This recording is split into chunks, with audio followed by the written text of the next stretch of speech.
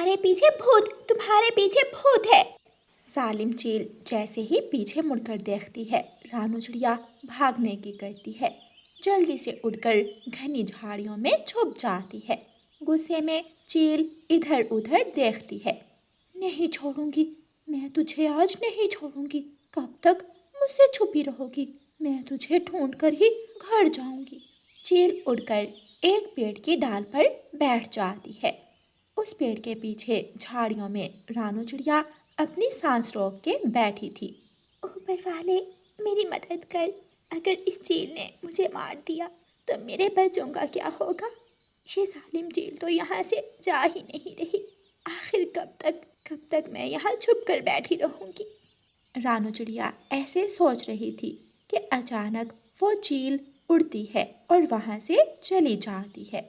दूसरे ही लम्हे रानू चिड़िया भी झाड़ियों से निकलती है और एक तरफ भाग जाती है।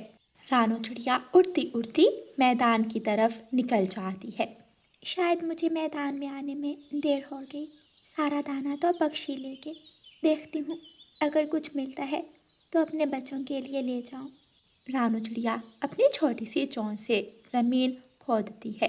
वो सूखे पत्तों के नीचे देखती है और फिर उसे गेहूं की एक बाली मिल जाती है। चिड़िया बहुत खुश होती है। मिल गया, मुझे मेरे बच्चों का दाना मिल गया। ये दाना मैं पत्तों के नीचे छुपा कर गया था। लाओ, चुपचाप ये दाना मुझे दे दो। ये झूठ है, ऐसा नहीं है। मैंने ये दाना बहुत मुश्किल से ढूंढा है। मैंने भी ये दाना बहुत मुश्किल से पत्तों के नीचे छुपाया था।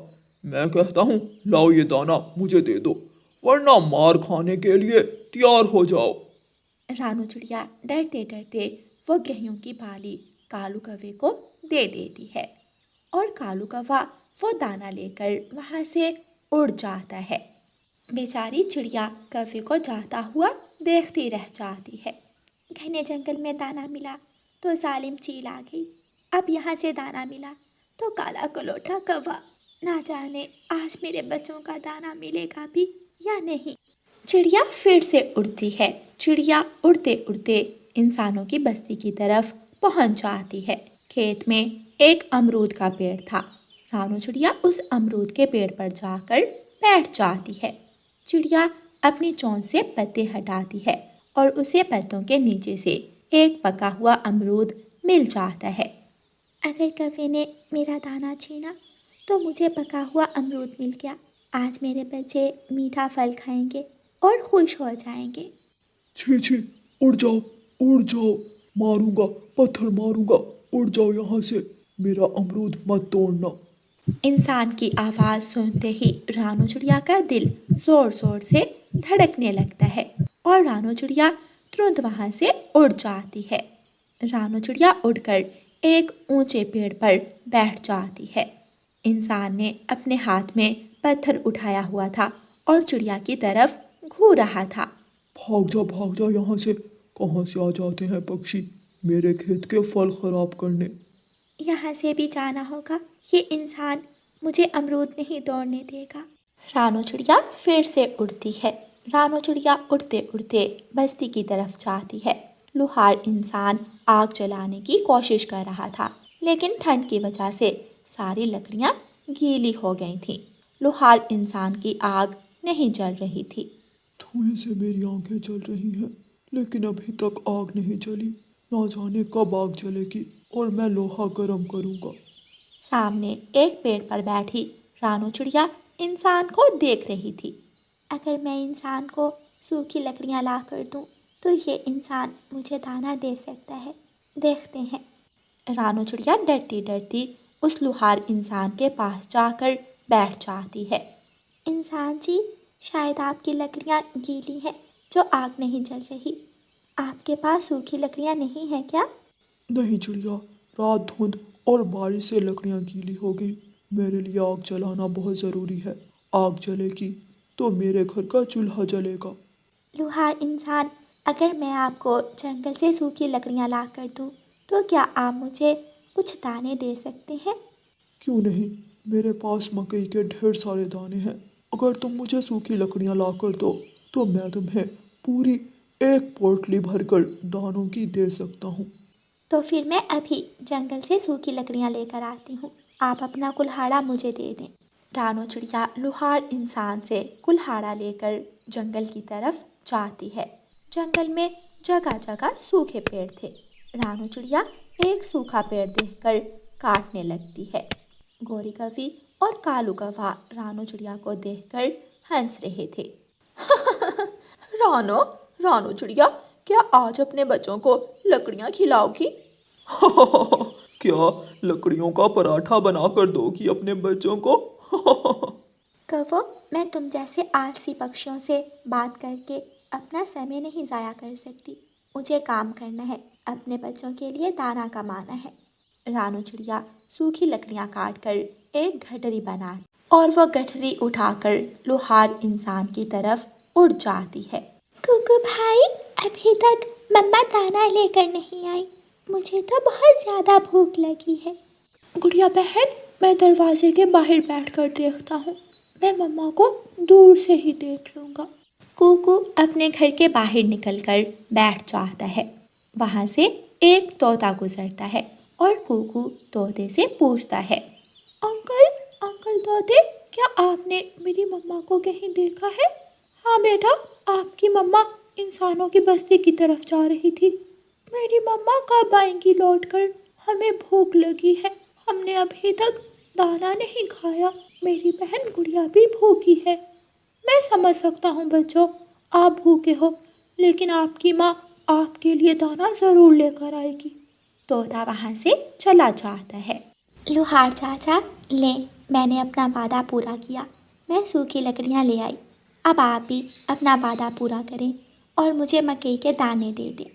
चिड़िया रानी, ये लकड़ियाँ मेरे लिए किसी सोने से कम नहीं। आग जलेगी, लोहा गर्म होगा तो ही मैं अपने बच्चों के लिए रोटी कमा सकूँगा।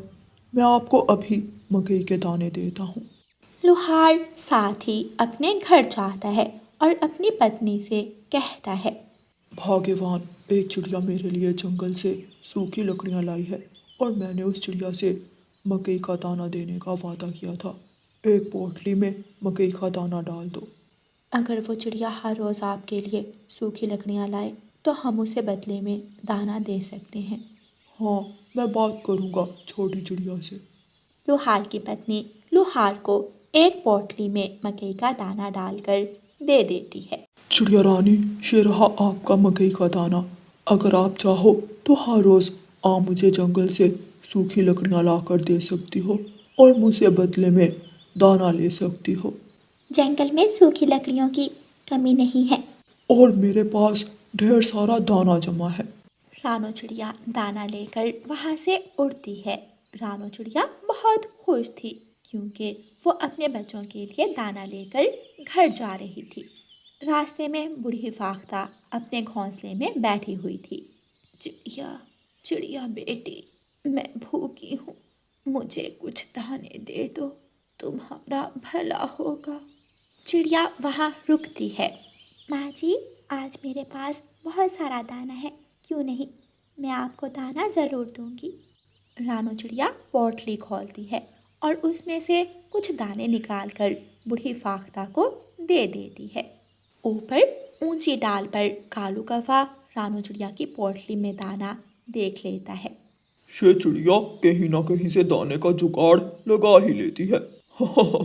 लेकिन मैं भी पीछे हटने वाला नहीं, छीन लूंगा। मैं इस चिड़िया की बच्ची से दाना छीन लूंगा। जैसे ही रानो चिड़िया उड़ती है, कालू कौवा रानो चिड़िया का पीछा करता है। जब रानो चिड़िया घने जंगल में पहुंचती है तो कालू कौवा पीछे से आकर रानो चिड़िया का दाना छीनने की कोशिश करता है। रानो चिड़िया एक तरफ हटती है। चिड़िया अपने दाने की पोटली नीचे ज़मीन पर फेंक देती है। आज मैं तुझे अपना दाना नहीं दूंगी, मैं मुकाबला करूंगी, मैं अपने बच्चों को भूखा नहीं देख सकती हूँ। कौवा तेजी से चिड़िया की तरफ बढ़ता है और रानो चिड़िया कालू कौवे को जाल में फंसाकर कांटेदार पेड़ की तरफ ले जाती है। अब तुम मुझसे बच नहीं सकती। बता, दाना कहाँ है तेरा? मैंने अपनी आंखों से तुम्हारे पास दाना देखा था। हिम्मत है तो मेरे पास आ, मुझे पंख तो लगा, फिर देखना एक माँ की ताकत। कालू कौवा तेजी से रानू चिड़िया की तरफ बढ़ता है। रानू चिड़िया दूसरी तरफ हट जाती है और कालू कौवा सीधा कांटेदार पेड़ से टकरा जाता है। कालू कौवे के पंख कांटों में फंस जाते हैं। मर गया, हाय मर गया। मेरे पंख में कांटे चुभ गए हैं। माफ़ करना कालू कौवे, मैं तुम्हारी मदद नहीं कर सकती क्योंकि मेरे बच्चे भूखे हैं। मैं अपने बच्चों का दाना लेकर जा रही हूँ। रानू चिड़िया आराम से अपनी दानों की पोटली उठाती है और अपने घर चली जाती है। दरवाज़ा खुलने की आवाज़ के साथ ही दोनों बच्चे शोर मचाते हैं। मम्मा आ गई, मम्मा आ गई, हमारी मम्मा हमारे लिए दाना लेकर आ गई। रानू चिड़िया अपने बच्चों को गले से लगाती है, उन्हें प्यार करती है और उन्हें अपनी चोंच से दाना खिलाती है। आखिर एक माँ ने अपने बच्चों का दाना ढूंढ ही लिया। मम्मा चिड़िया की आंखों में दुनिया भर की खुशियाँ थीं क्योंकि उसके बच्चे अब भूखे नहीं थे। प्यारे दोस्तों, इस कहानी को लाइक, अपने दोस्तों के साथ शेयर और चैनल को सब्सक्राइब करना बिल्कुल मत भूलना। आपका धन्यवाद।